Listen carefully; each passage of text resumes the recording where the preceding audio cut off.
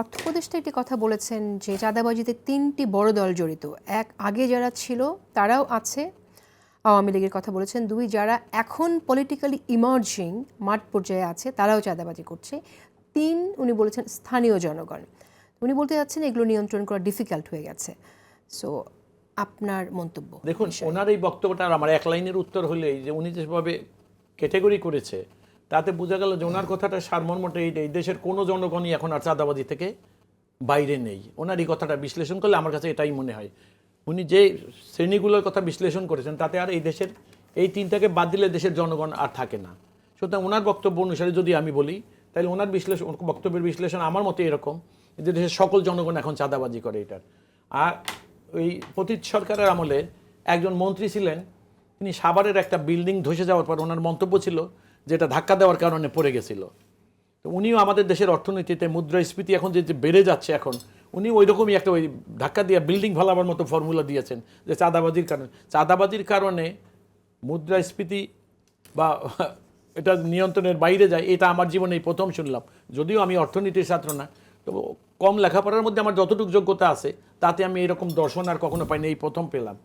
আপনাকে একটা কথা মাথায় রাখতে হবে, এটা খুব পরিষ্কার। সেটা হলো এই যে ভ্যাট আরোপ করা হলো, যে সকল আইটেমগুলোর উপরে ভ্যাট নির্ধারণ করা হলো এগুলো অপেক্ষাকৃত সাধারণ মানুষের ভোগ্যপণ্য এবং তারা বেশি এটায় মানে আক্রান্ত। আপনি এটাকে জাস্টিফাই করার জন্য কী করলেন? যেন বদিউর রহমান বলছে যে এটার কোনো হিসাব নাই।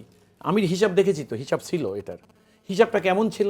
আপনি ভ্যাট যেদিন বাড়াইলেন তার পরের দিনই সরকারি কর্মচারীদেরকে ভাতা বাড়াই দিলেন, আপনি মহার্ঘ ভাতা বাড়াই দিলেন। তো গরিবের উপরে আপনি ভ্যাট নির্ধারণ করলেন, আর অপেক্ষাকৃত সুবিধাভোগী যারা তাদের উপরে আপনি তাদের ভাতা বর্ধিত করলেন।